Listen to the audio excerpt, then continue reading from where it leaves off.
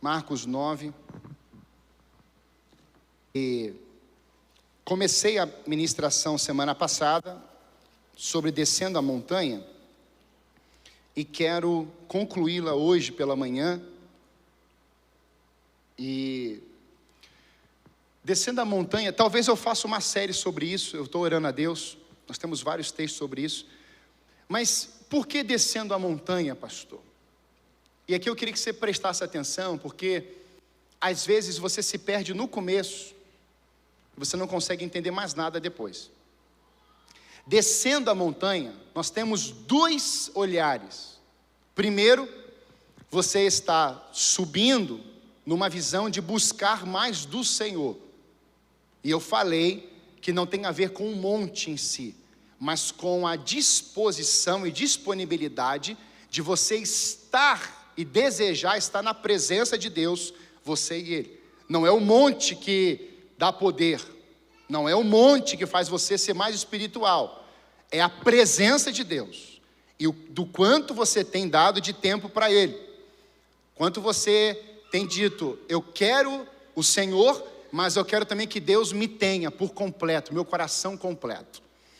E descendo a montanha com essas duas visões, onde você sobe, você busca o Senhor, e aí você, na primeira visão, você desce. E você desce como? Você desce entusiasmado. Você desce falando do amor de Deus. Você desce declarando que Deus é bom. Você evangeliza, você ora pelos enfermos. E você tem aquela visão de Deus lá em cima e você quer que o povo embaixo também tenha. Essa é a primeira visão. Mas nós também temos a segunda, que é quando o povo está lá na presença de Deus e possa dizer como o Pedro diz, vamos construir aqui cabanas.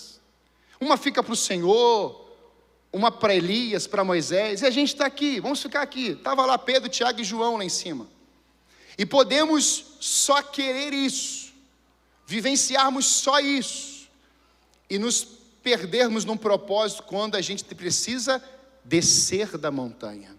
E dentro dessa descida, muitas vezes começamos a discutir e realizar batalhas desnecessárias. Então, qual é o propósito de Deus ao subirmos a montanha?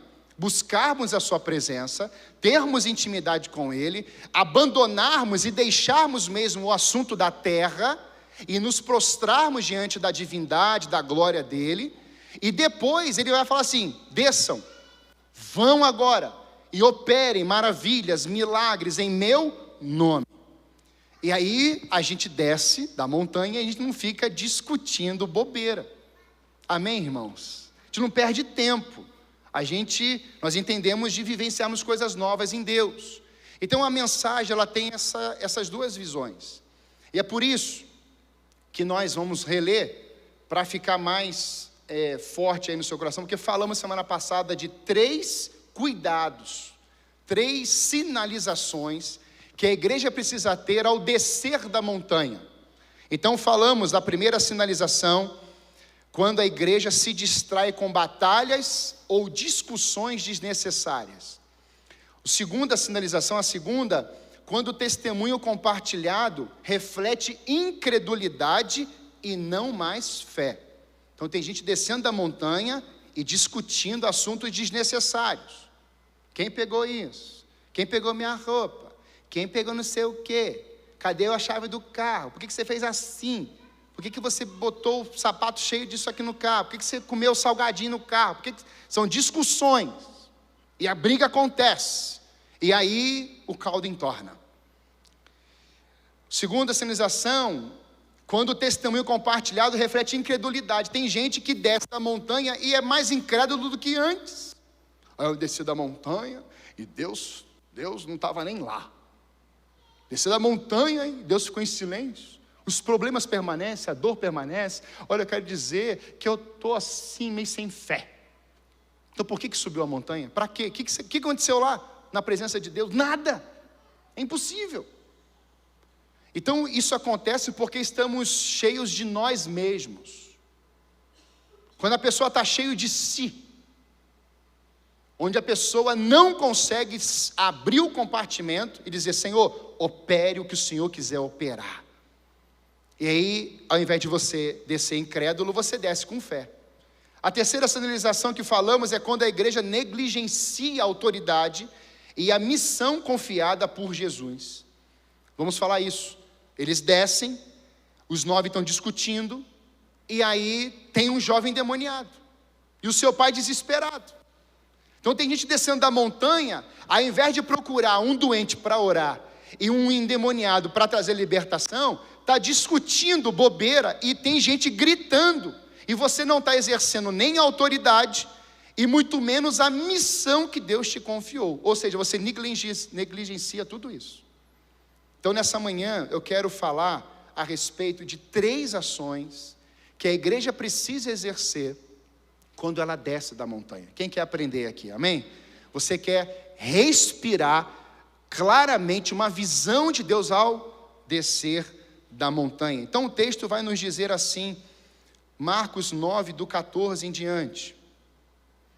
Quando chegaram onde estavam, os outros discípulos viram uma grande multidão ao redor deles e os mestres da lei discutindo com eles.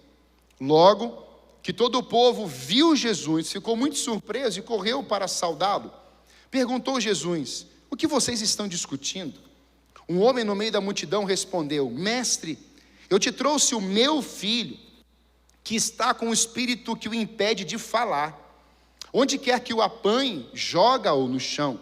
Ele espuma pela boca, arranja os dentes e fica rígido.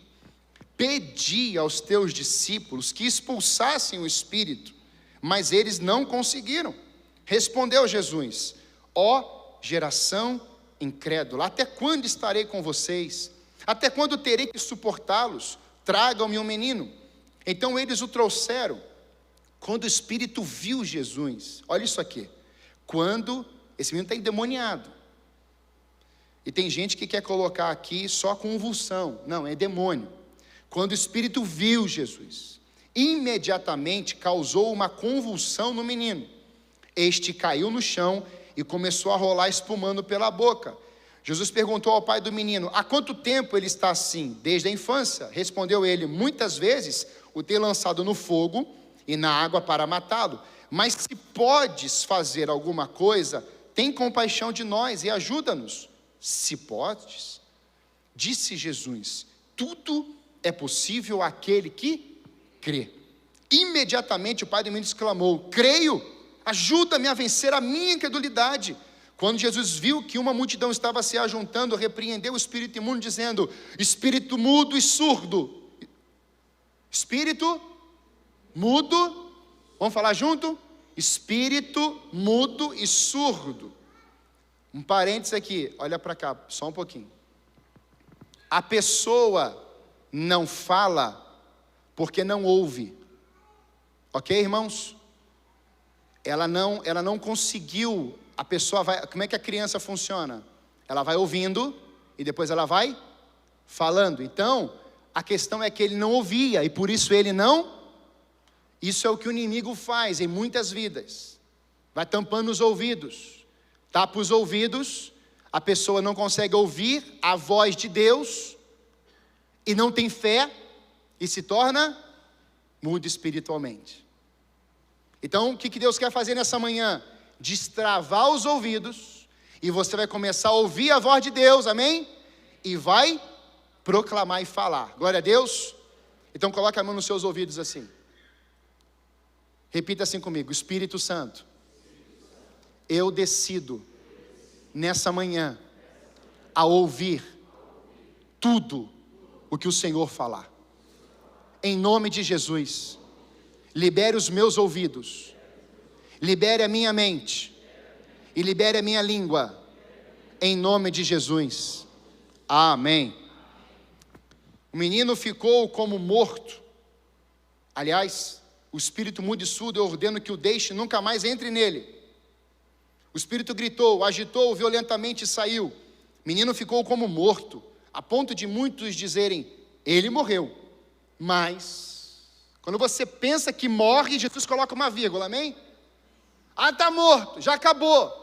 Tem que enterrar, não tem mais jeito esse casamento, tem mais jeito esse filho, tem mais jeito esse pai, tem mais jeito essa senhora, tem mais jeito não. Deus coloca uma vírgula onde você quis colocar um ponto. Ele diz: mas Jesus tomou-o pela mão e o levantou, ele ficou de pé, aleluia. Você vai sair daqui hoje de pé, andando, correndo, saltando de alegria, porque há libertação nesse lugar, aleluia.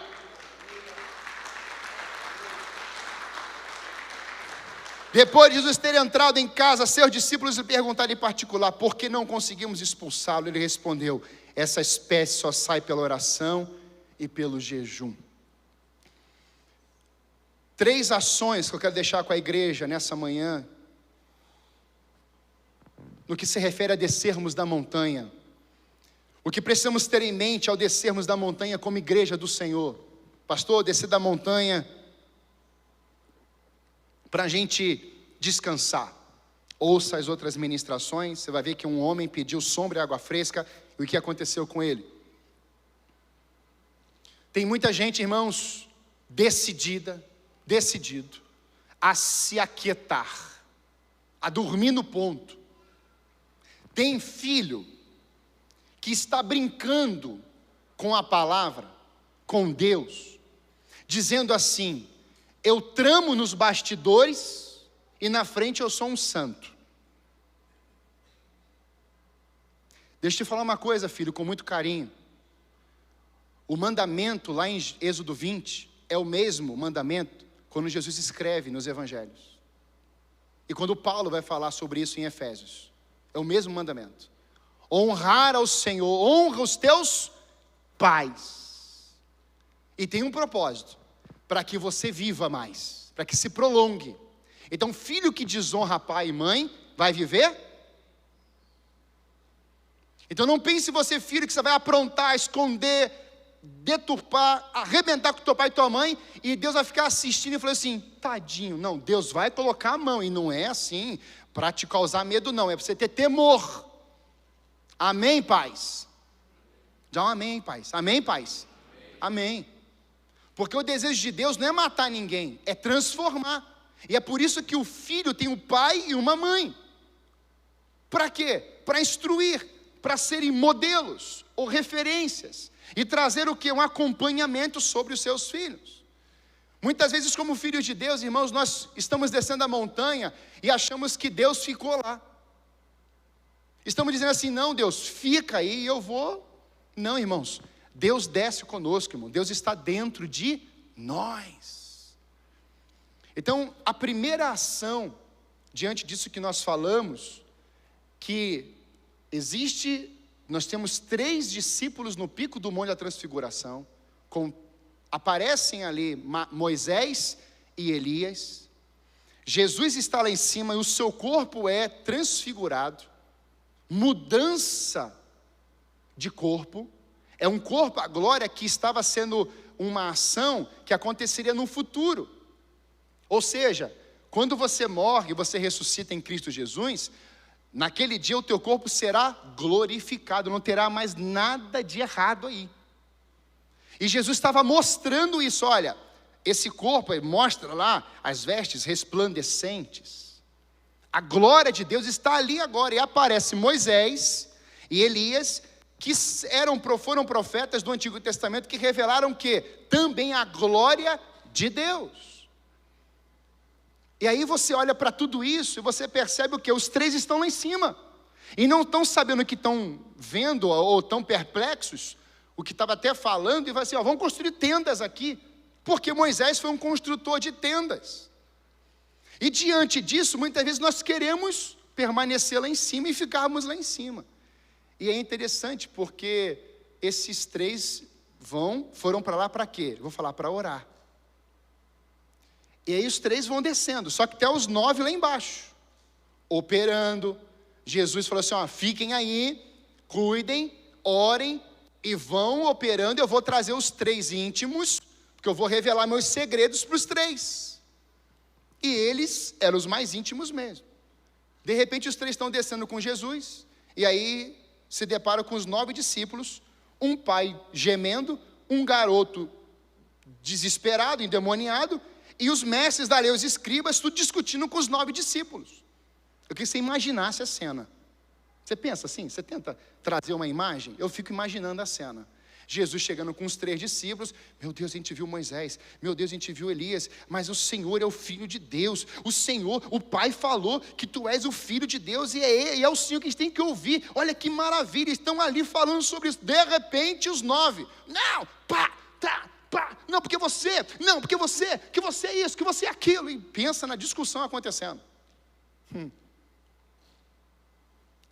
E Jesus vendo tudo aquilo. Primeira ação. Quando descemos a montanha, precisamos ter em mente que há um povo desesperado por resposta. Diga assim: quando eu descer da montanha, vamos falar igual crente assim, igual crente, amém? Vamos assim: quando eu descer da montanha, eu preciso ter em mente que há um povo desesperado por respostas.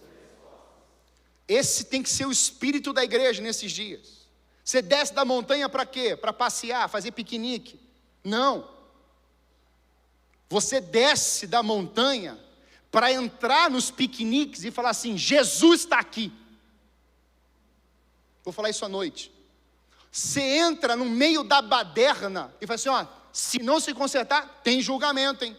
Vai ler lá, Daniel capítulo 4 e 5. Você chega nessa roda e você chega com vida, com poder, com glória de Deus. Você chega queimando, você chega cheio do Espírito, amém, irmãos? Você chega avivado, você chega despertado, você chega na roda e fala assim: olha, eu não vou fazer o que vocês estão fazendo, mas eu vim apresentar alguém que pode transformar vocês e vocês serem libertos.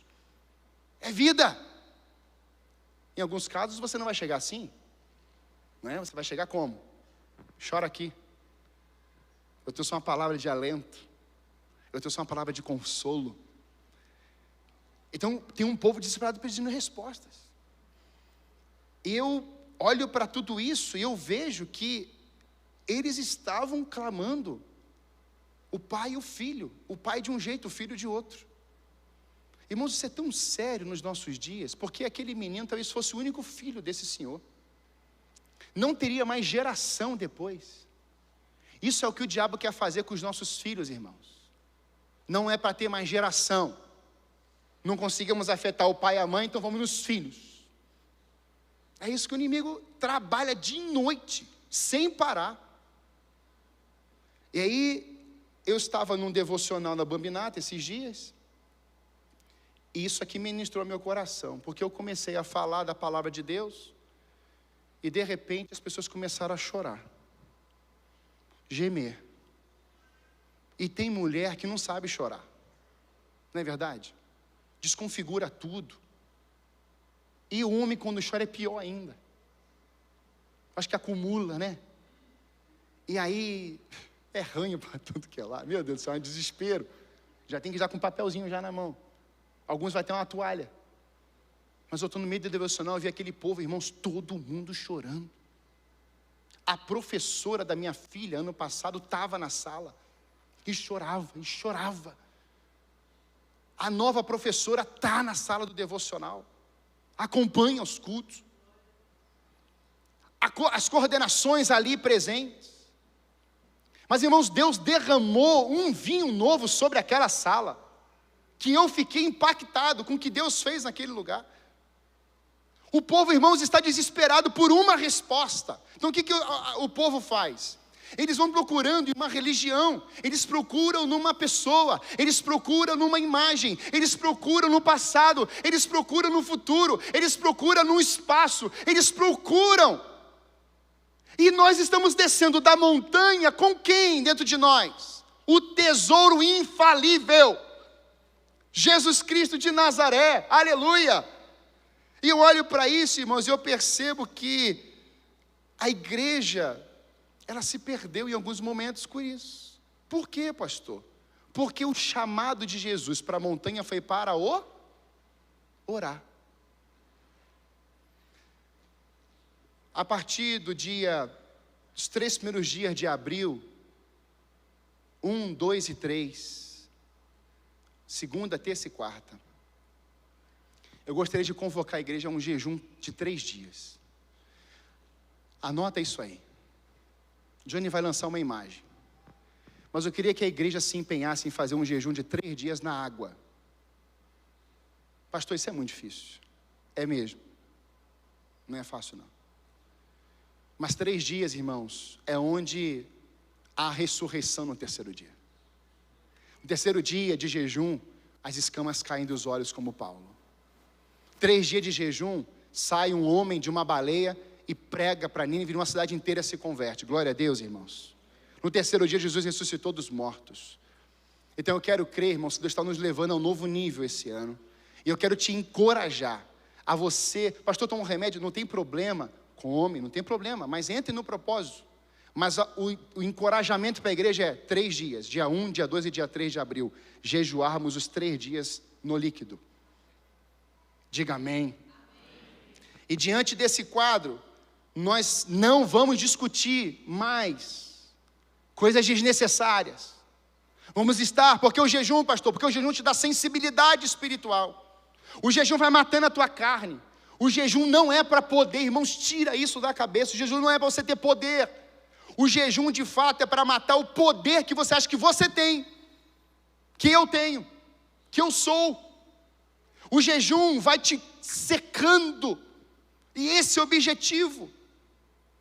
Quando eu olho para isso, eu percebo que Jesus tinha uma motivação para subirem a montanha, porque Jesus queria enviá-los para um povo desesperado. E na oração é lindo isso, porque no tempo de oração, você está buscando o Deus que resolve qualquer tipo de problema. E olha o que vai dizer o verso 28. Aproximando-se 8 dias depois de dizer essas coisas, Jesus tomou consigo Pedro, João e Tiago, subiu ao monte para orar. Quando uma igreja sobe a montanha para orar, jejuar, buscar a Deus, estar mais perto dele, ela perceberá que os problemas ficarão ou ficaram menores. E alguns até desapareceram ou já desaparecerão. Quanto mais tempo com Deus você tiver, menor você vai enxergar os seus problemas. David Yang-Shu, pastor, já faleceu, a maior igreja do mundo na Coreia do Sul. A partir do momento que ele conseguiu alcançar 300 membros da sua igreja, ele diz que ele para de orar. E Deus o incomoda. E os problemas aumentaram, os problemas aumentaram, os problemas aumentaram. E ele volta para o tempo de oração de 3 a 5 horas dia. E de repente ele começou a ver os problemas diminuírem, porque quando eu estou na presença de Deus, tem batalhas que Deus já fala assim, isso é comigo, você saiu da frente, deixa eu executar, deixa eu agir, só recolhe os despojos, deixa você, ouça os meus pés sobre as amoreiras, aleluia. Irmãos, tem batalhas que nós estamos travando, e Deus está só assim, era para eu vencer para você, benção, e você está guerreando, você vai perder, você vai até se machucar.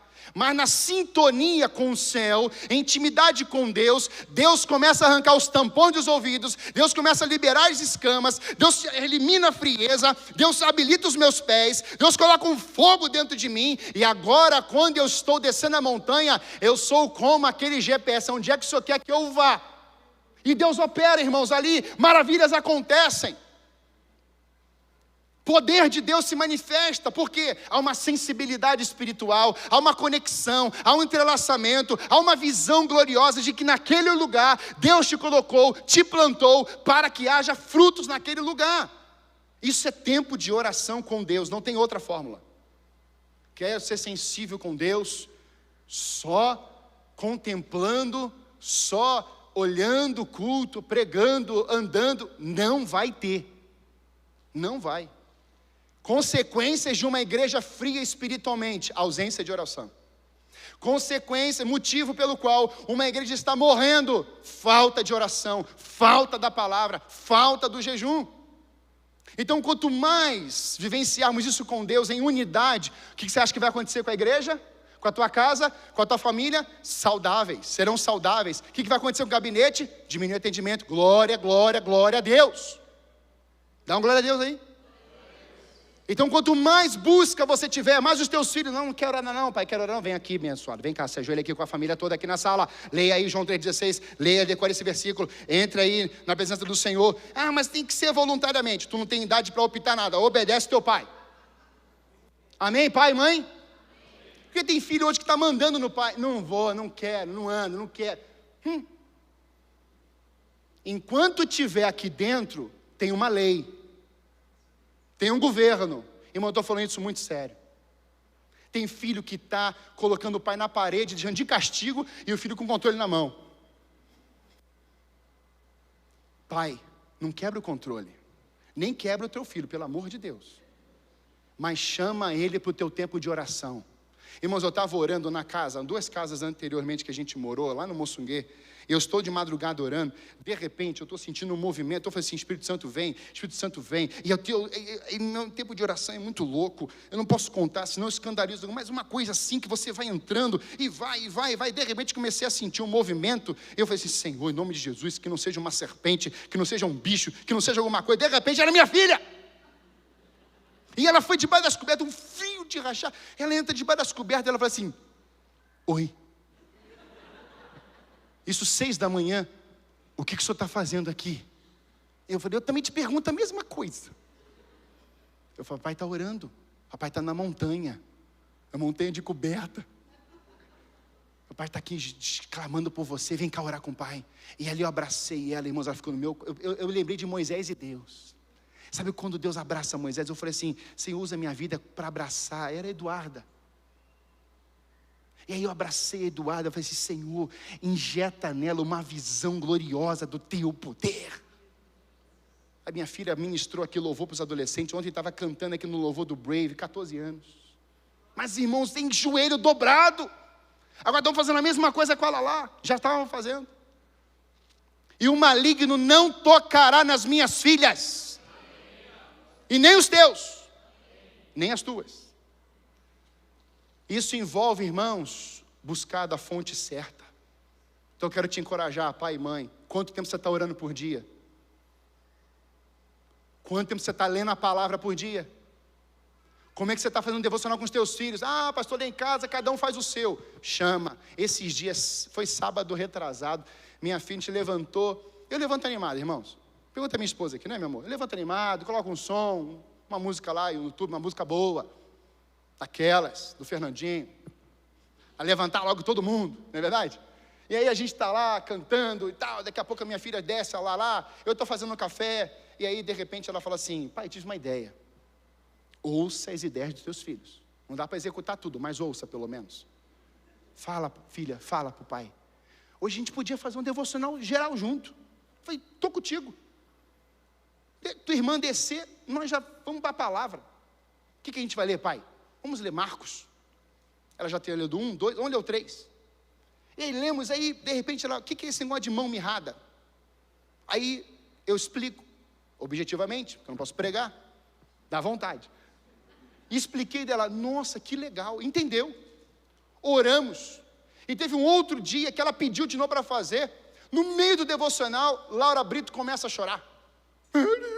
E chora. Eu falei, glória a Deus, o Espírito está trabalhando. Eu disse, porque eu fiz algumas coisas. O Espírito está gerando arrependimento. Está entendendo, pai e mãe, amém?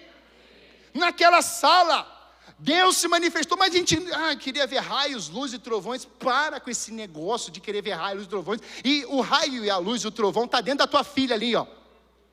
Porque a gente quer ver os milagres. Tem que ser um milagre de curar e sair andando, mas às vezes o médico, 16 horas de cirurgia, operou um milagre,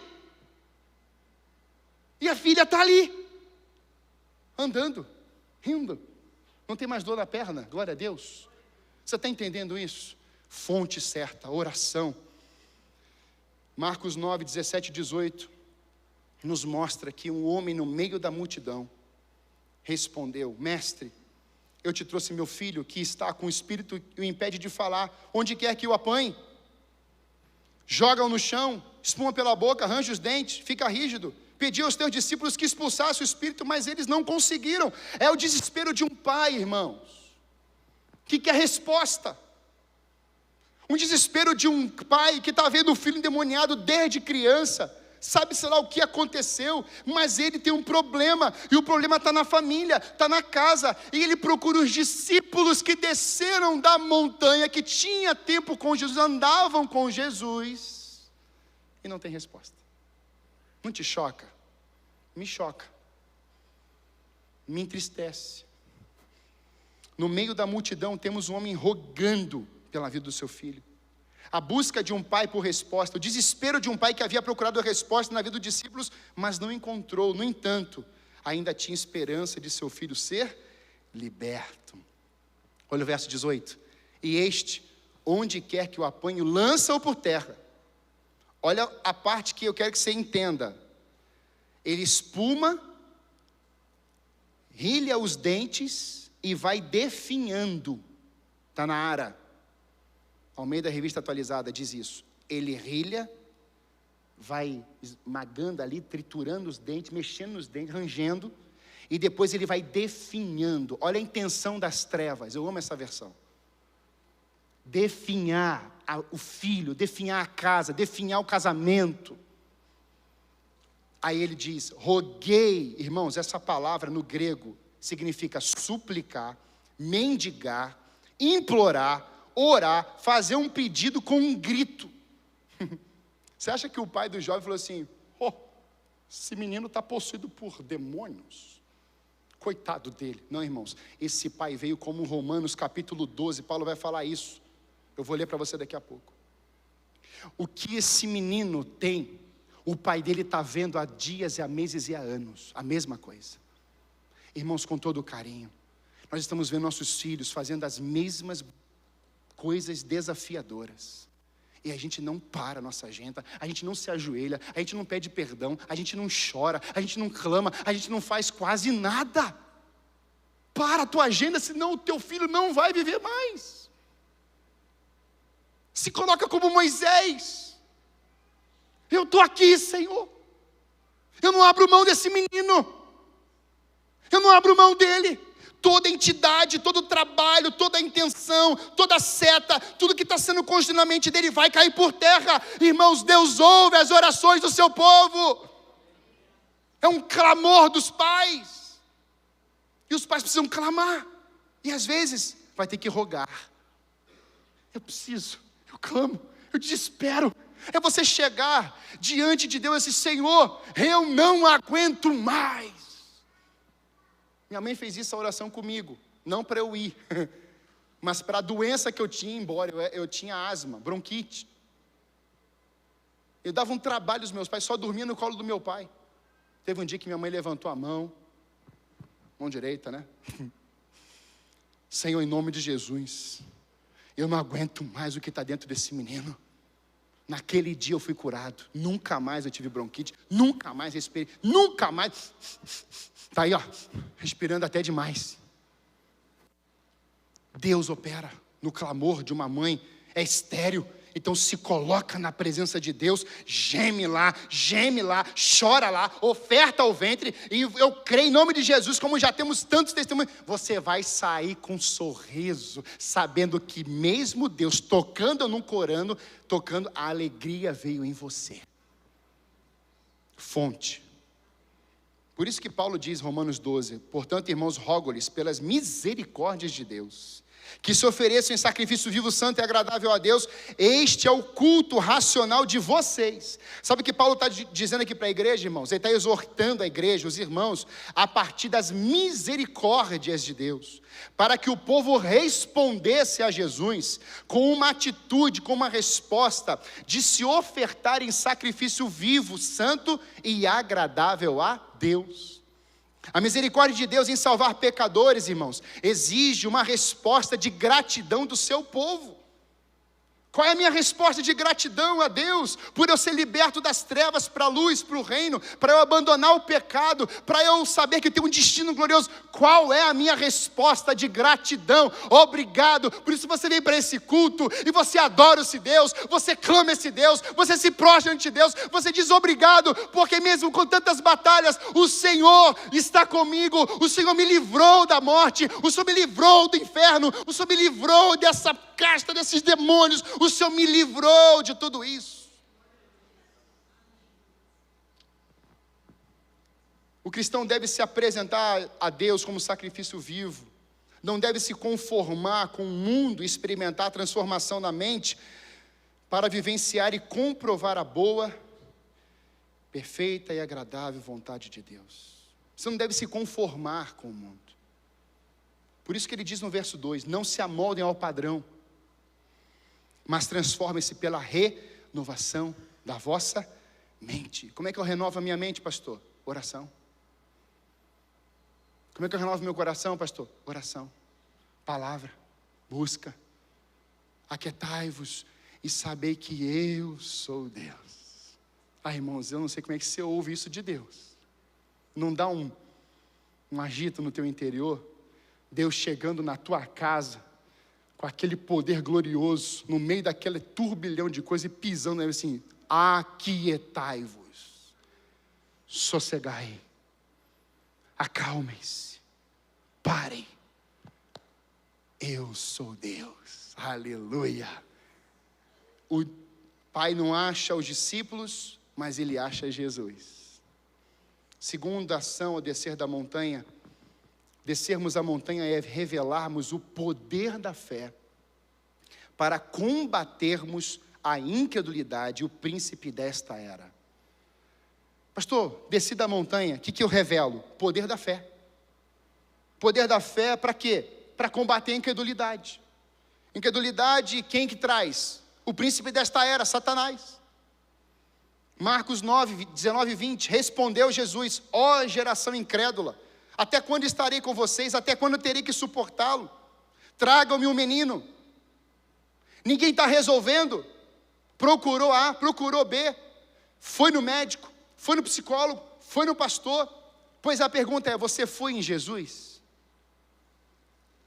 Porque às vezes a gente recebe laudos e nós já corremos para um especialista, nós já corremos para uma autoridade espiritual, nós já corremos para alguém que ora muito.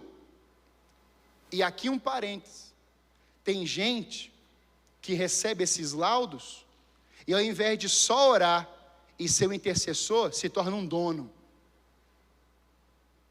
te torna refém dessa pessoa. Isso é desastroso.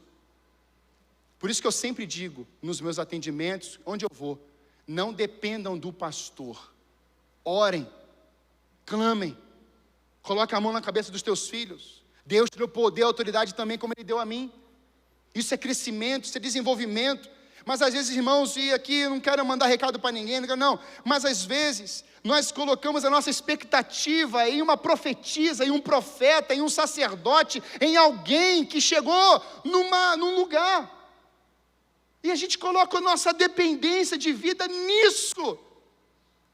Vou comprar uma casa, vou doar um relógio, vou fazer alguma coisa, pede tudo para o líder. Isso é aprisionamento, irmão, isso não é libertação, isso é aprisionamento. Desde quando está escrito que você para dar um presente para alguém tem que procurar o pastor da igreja? Não, é você ser cheio do Espírito. O Espírito falou, pega o relógio, entrega. Ele mandou dar o carro, entrega. Mandou dar uma oferta, doe, faça. Desenvolva isso, por quê? Porque a incredulidade precisa ficar do lado de fora do coração. Olha o que aconteceu com Zacarias. Ficou mudo. Por quê? Não creu. E foi o anjo que trouxe o recado. Jesus assumiu a responsabilidade e revelou o poder da fé. Só das trevas olharem para Jesus, houve uma reação. Guarde isso. Há locais que os demônios dormem porque nada acontece. Frieza, está todo mundo dormindo espiritualmente, curtindo. Aí o demônio fica lá dentro de casa, dentro da igreja, dormindo. Aí quando chega um movimento de oração, amém, intercessores? Aí chega um movimento do jejum, chega da palavra, aí os demônios começam a se mexer. Irmãos, quem lembra aqui do início do nosso ministério, lá nas Mercês ainda, vai lembrar. Entra uma família, a mulher totalmente endemoniada. Para a mensagem, a mulher liberta, Deus toca, o camarada vem e fala assim, não vou sair daqui. Foi andando e foi embora com a família de mãos dadas. Uma igreja que está dando, entenda isso, trabalho para o mundo, para as trevas, para o príncipe desta era, uma igreja que vira um alvo, e não uma cama para o diabo descansar nela. Então o que a igreja tem que estar hoje? Entender que é uma batalha espiritual, não está lá em Efésios 6? regiões espirituais, celestiais. Há um confronto, está lá, Daniel orando e a resposta não chega. Uma batalha espiritual. E tem na terra pessoas usadas pelos demônios, pelas trevas. E como é que a igreja anda nesse contexto? Ela vem trazer fé. Ela incute fé no povo. Por isso que Hebreus 11 está lá, pela fé. E às vezes nós começamos a ceder isso, por isso que não há vida, não há presença de Deus, não há reverência para com o Senhor. E isso é consequência do que? A superficialidade. Superficialidade, irmãos, é uma coisa que está entrelaçada com a incredulidade. Quem é superficial é incrédulo, não crê mais em nada.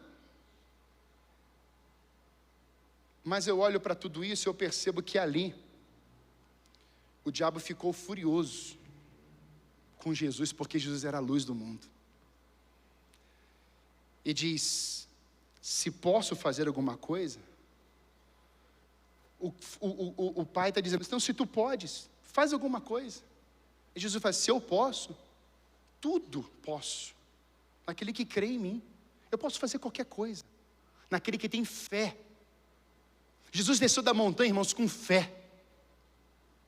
Diante de discípulos sem fé, de um pai sem fé, e de um menino endemoniado. Então quando você sai da montanha, sai da presença de Deus, a primeira coisa que vão enxergar nos teus olhos, sabe o que é? Diga comigo assim, fé. 1, 2, 3 e? Fé. Olha para o vizinho e fala assim, fé. Agora fala assim, o poder da montanha, na montanha, e ao descer da montanha, temos que revelar o poder da fé. A diferença, irmãos, do pai para os discípulos, é que o pai, ele pede para que Jesus o ajudasse na incredulidade. Isso é humildade. Mas os discípulos não. Os discípulos continuaram. Por isso que Tiago diz, sejam praticantes da palavra, não apenas ouvintes, enganando a vocês mesmos. Aquele que ouve a minha palavra, mas não a põe em prática, é semelhante a um homem que se vê no espelho, mas depois de olhar para si mesmo, sai e se esquece da sua aparência. Contudo, o homem que observa atentamente a perfeita lei da liberdade e persevera na prática dessa lei, não se esquecendo do que ouviu, mas praticando, será bem-aventurado naquilo que fizer. O que Tiago está mostrando? Olha, se você só ouvir e não praticar, ao olhar para o espelho, sua face, e você sair, você já vai se esquecer da sua própria face, de quem você é. E quem é espelho? O que é espelho na Bíblia? A palavra. Então eu quero te ensinar algo nessa manhã. Não basta só você querer ter Deus. É preciso você ter em mente que Deus também te quer. Eu vou trazer Deus para tudo que eu faço. Aí você está fazendo coisa errada e querendo trazer Deus para as coisas erradas. Então você só quer Deus para as suas coisas. E a pergunta é, quando que você para a sua agenda para Deus ter você por completo? Quem entendeu isso aqui? Não é só ter Deus, é Deus ter você, é Deus ter o teu tempo, Deus ter tua família, Deus ter o teu sacerdócio, Deus ter o teu lado profético, Deus ter o teu serviço, Deus ter você também.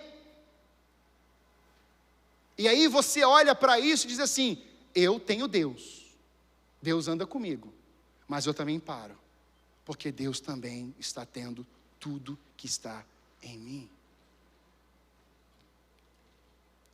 O imperativo é sejam praticantes. Quero chamar a banda. A terceira ação, descermos da montanha. Para quê, pastor? Revelarmos autoridade e ousadia, e contemplando assim os milagres de Jesus dentro dos vales. O que aconteceu, irmãos? Jesus olha para aquele jovem pai, desde quando ele está assim? História. Não queira resolver as coisas simplesmente. Conheça a história da família. Eu ensino isso aqui. Qual o seu nome? De onde você veio? Quem você é? Como você nos conheceu? Fale da sua história. Aí a pessoa abre. Jesus estava interessado em primeiro conhecer a história. Porque expulsar aquele demônio, ó, ele ia sair. Mas agora fazer uma pessoa falar da história dela, ai, irmãos, é desafiador, tem hora. Não, pastor, está tudo bem, olha na minha casa aqui, ó, tudo bem, não vamos tocar no assunto, pô. Aí fica sempre na fachada. É sempre ali na maquiagem. Não, Jesus não trabalha assim, não. Lá em Peniel, é Jacó, aquele que enganava. Então agora eu tenho uma nova identidade para você. Você é Israel. E eu vou estar no meio de vós. Deus quer arrancar a velha identidade, colocar na cruz, e você ter uma vida nova a partir da cruz de Cristo, sem escamas, sem esconderijos, sem subterfúgios, sem ficar ali escondendo as coisas, porque Deus sabe tudo, e Deus joga a luz. Isso acontece na casa dele, irmãos.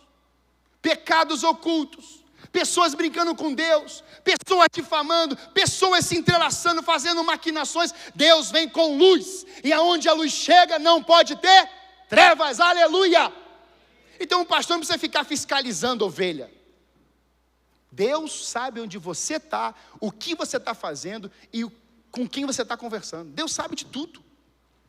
Quando o pastor fica, e aí, como é que está lá? E aí, ele desceu a montanha e está querendo discutir coisas desnecessárias.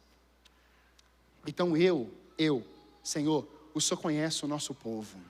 O Senhor conhece nossos líderes. O Senhor conhece o nosso povão, Senhor. O Senhor sabe quem está precisando agora de uma intervenção tua. O Senhor sabe agora a família que está caindo. O sacerdote que está agora pensando em cair. A esposa que está pensando assim. O filho, Senhor, dá graça. Senhor, se revele. Senhor, não deixa cair. Senhor, não deixa se destruir. Senhor, coloca ali, Senhor, uma visão tua, Senhor Deus. E se tem ainda, Senhor, pecados ocultos, escondidos, pessoas que estão brincando contigo, Senhor, revela. E eu te digo que Deus revela. Deus revela. Talvez você não tenha muita afinidade com o nome que eu vou te dizer, mas houve um tempo que o pastor Silas Malafaia, com seu filho, o filho dele chegou para ele querendo ensinar algumas coisas e aprontando lá. Silas Malafaia com a esposa dele chegou e falou assim: olha, é o seguinte, eu não vou perder você para as trevas, e Deus costuma me ouvir, então eu vou fazer uma oração. Senhor, o Senhor já sabe o que vai acontecer se ele continuar assim. Então eu prefiro que o Senhor o leve, para que o Senhor ganhe um presente no céu, do que eu perca esse meu filho na terra. Em menos de um ano, a vida desse menino mudou. É um grande pastor hoje. Às vezes nós temos que entrar em umas batalhas, porque a honra atrai milagres. Jesus está na cidade de Nazaré, ele não é honrado, e ali não é visto quase nenhum milagre. Mas você vai para Cafarnaum, para Galileia, você vai para Jerusalém, você vê outras cidades, outros lugares, e Jesus operando maravilhas e realizando coisas sobrenaturais. E eu olho para isso aqui, meus amados irmãos, e eu percebo que o desejo de Jesus, ao olhar para aquele jovem, era libertá-lo. Mas um pai se colocou na brecha. A honra atrai milagres. Quero fechar essa palavra. Um monge viu um escorpião que estava para se afogar num lago. E ele, quando viu aquilo, ele pega o escorpião e o escorpião pica ele. E nesse caminho, algumas pessoas falaram assim: você sabia que o escorpião ia te picar, ia te ferir? E o monge vai dizer: a natureza do escorpião é ferir, a minha é cuidar. Eu não sei como é que ficou a vida daquele menino depois, mas uma coisa eu tenho convicção, de que onde aquele menino andava, o testemunho de Jesus estava marcado na vida dele. As pessoas repararam: olha lá, olha, dava coisa difícil, olha lá. Douglas, fica de pé, meu filho, por favor. O filho está aí? Fica de pé, meu filho. Você está vendo dois milagres, pai e filho. A esposa fica de pé, por favor. E essa mulher nunca abandonou essa casa. Vocês nos inspiram aqui. O Douglas pai não podia nem mais cortar cabelo. Pode sentar, meus filhos. Porque não tinha mais estrutura do movimento, tanto que apanhou. Mas hoje é um dos melhores cabeleireiros do Brasil. Corta o meu cabelo. E é bom você elogiar. O filho dele está ali do lado dele, fortão. Mas o pai também não abandonou o filho. E essa família está aí, ó, batalhando. Está construindo a casinha deles. Tem dificuldade, mas vai sair lá. Vai sair um pão com mortadela lá com a gente. Você quer experimentar milagres? Mas o meu convite hoje é diferente. Você quer sair desse culto aqui honrando o nome de Jesus ao descer da montanha? Deixa o seu lugar e vem para cá. Eu quero descer da montanha e honrar o nome de Jesus, porque milagres vão acontecer agora. Milagres vão acontecer lá na tua casa. Vem aqui.